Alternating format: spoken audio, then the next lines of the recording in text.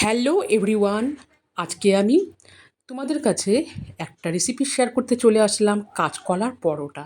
এই পরোটা পুষ্টিকর, ফাইবার সমৃদ্ধ এবং খুব সহজেই তৈরি করা যায়। সকালের নাস্তা বা বিকেলের হালকা খাবার হিসেবে এটা একটা দারুণ রেসিপি। তাহলে চলো বন্ধুরা, তোমরা প্রথম থেকে শেষ পর্যন্ত দেখতে থাকো আর আমার পাশে থেকো।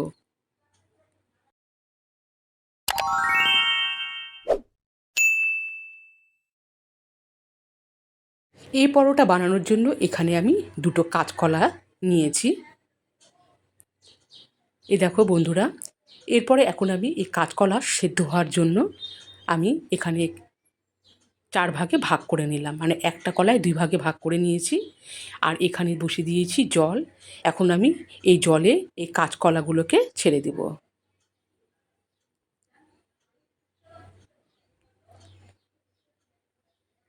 সো ফ্রেন্ডস, কাঁচকলাগুলো দিয়ে দিলাম। এবারে ওভেনের আঁচ হাই হিটে রেখে আমি সেদ্ধ করে নেব। সো গাইস, ফিরেও আসলাম কিছুক্ষণ পর। আর একটা ছুরির সাহায্যে এখন আমি একটু চেক করে নিচ্ছি যাতে কলাগুলো সেদ্ধ হয়েছে কি না। সো গাইস, তোমরা দেখে বুঝতেই পারছো কাঁচকলাগুলো কিন্তু সেদ্ধ হয়ে গেছে। এরপর আরেকটাও আমি চেক করে নিচ্ছি। তো কাঁচকলাগুলো দেখে তোমরা বুঝতেই পারছো সেদ্ধ হয়ে গেছে। আর এরপরে আমি কিছুক্ষণের জন্য রেখে দিয়েছিলাম। আর এখন একটি পাত্রে কাঁচকলার খোসা ছাড়িয়ে এখানে আমি নিয়ে চলে আসলাম। এরপরে হাত দিয়েই আমি এই সেদ্ধ করা কাঁচকলাগুলোকে আমি মেখে নিচ্ছি।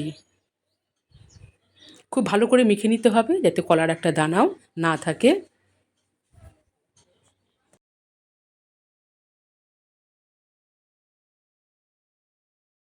আর দেখো, এখানে সেদ্ধ করা কলাও আমি এখানে হাত দিয়ে মেখে নিয়েছি। এরপরে এখন আমি এতে দিয়ে দিচ্ছি এই 1 কাপের পরিমাণে আটা। আর এই পরোটা আমি আটা দিয়েই করব। 1 কাপ আটা দিয়ে দিলাম। এরপরে আমি আবারও এখানে হাফ কাপ আটা নিয়েছি, 1.5 কাপ আটা দিয়ে দিলাম। এরপরে যা যা উপকরণ লাগবে আমি একটা একটা করে দিয়ে দিচ্ছি। দেখো, একটি প্লেটের মধ্যে একটা বড় সাইজের পেঁয়াজ কুচি, এখানে আছে ধনেপাতা কুচি আর কাঁচা লঙ্কা কুচি। এই 3টা উপকরণ আমি আগে থেকে কেটে রেখেছিলাম। এবারে এই 3টা উপকরণ আমি দিয়ে দিচ্ছি। এরপরে যা যা লাগবে আমি সেগুলোও দিয়ে দিচ্ছি। এরপরে দিয়ে দিচ্ছি লবণ, দিয়ে দিচ্ছি চিনি। চিনিটা তোমরা এখানে স্কিপ করতে পারো যদি পছন্দ না হয়। আর এরপরে এখানে দিয়ে দিচ্ছি ভাজা জিরের গুঁড়ো। আর এখানে আছে 1 চামচ আদা আর রসুনের পেস্ট। সমস্ত উপকরণ দিয়ে দিয়েছি। এখন আমি এই শুকনো উপকরণ হাত দিয়ে ভালো করে মেখে নিব। আর এটা মাখতে জলও লাগবে, তো তোমরা ভালোভাবে দেখে নাও।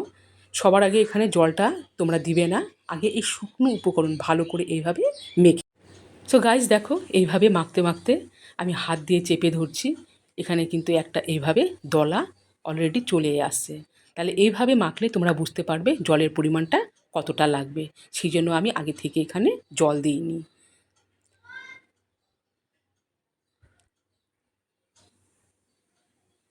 আর এখানে দেখো মাখানোর প্রসেসিংটা তোমরা দেখে বুঝতেই পারছো। আর এরপরে আমি এখন এখানে জল দিচ্ছি। আর এই জলটা কিন্তু উষ্ণ গরম জল আছে। আমি আগে থেকে জল হালকা করে গরম করে রেখেছিলাম। এরপরে অল্প অল্প করে জল দিয়ে একটা ভালো ডো আমি তৈরি করে নিব। সো গাইস দেখো, এখানে একটা নরম ডো আমি তৈরি করে নিয়েছি। আর তোমরা এখানে দেখে বুঝতেই পারছো ডোটা আমি এভাবে নরম করে মেখে নিয়েছি। এইবারে আমি এখন এই ডোটাকে একটি প্লেট দিয়ে প্রায় 20 মিনিটের মতো ঢাকা দিয়ে রেস্টে রেখে দিব। সো ফ্রেন্ডস, আমি এখন 20 মিনিট পর ফিরে আসলাম। আর দেখো, তোমরা এখানে দেখে বুঝতেই পারছো এই ডোটা কতটা এখানে সফট হয়েছে। এরপরে এই ডোটাকে আমি আবারও 5 থেকে 10 মিনিটের মতো হাত দিয়ে মেখে নিচ্ছি।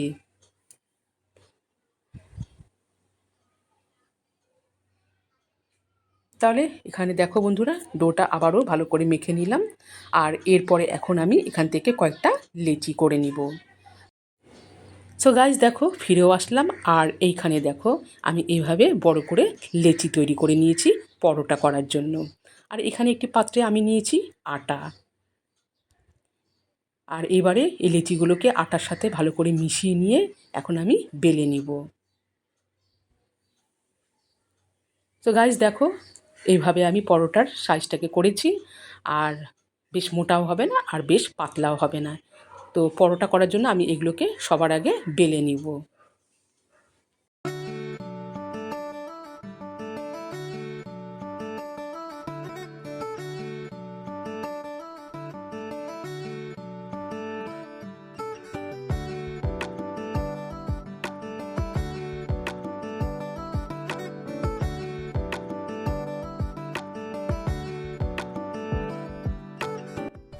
আর দেখো বন্ধুরা, সব পরোটাগুলোকে আমি এইভাবে বেলে নিয়েছি যাতে আমার পরোটা করতে সুবিধা হয়। আর এখানে ওভেনে আমি কড়াই বসিয়ে দিয়েছি, তোমরা চাইলে রুটি করা তাওয়াতেও করতে পারো। তাহলে এবারে আমি এক একটা পরোটাগুলোকে ফ্রাই করে নিব।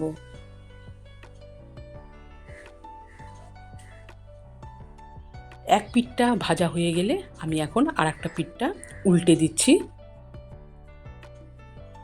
এভাবে মিডিয়াম আঁচে রেখে আমি দুই পিঠটাই ফ্রাই করে নিব তেল ছাড়াই।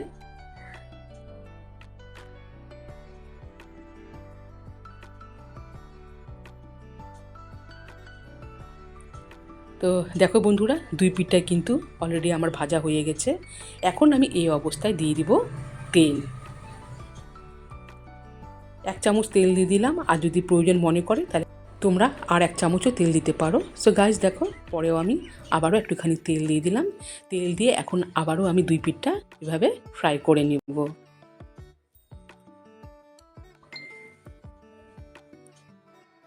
তাহলে এই কাঁচকলার পরোটাও রেডি।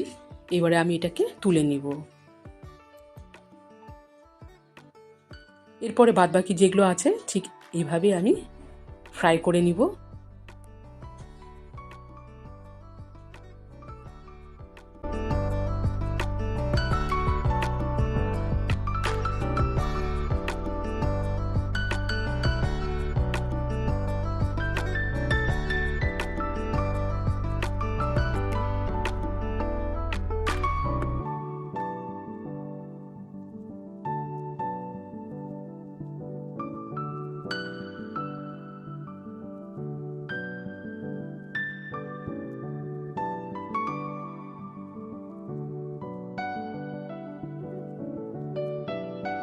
সো ফ্রেন্ডস, তোমরা দেখতে পেলে কাঁচকলার পরোটা রেডি। প্রথম থেকে শেষ পর্যন্ত আমি কী প্রসেসে আমি এটা করলাম। আর দেখো এবারে এই পরোটাটা ছিঁড়ে দেখালাম এটা কতটা নরম হয়েছে। আর আমি এখন এটাকে আচার দিয়ে সার্ভ করছি। তোমরা চাইলে দই বা অন্য কোনো চাটনির সাথেও এটা গরম গরম পরিবেশন করতে পারো।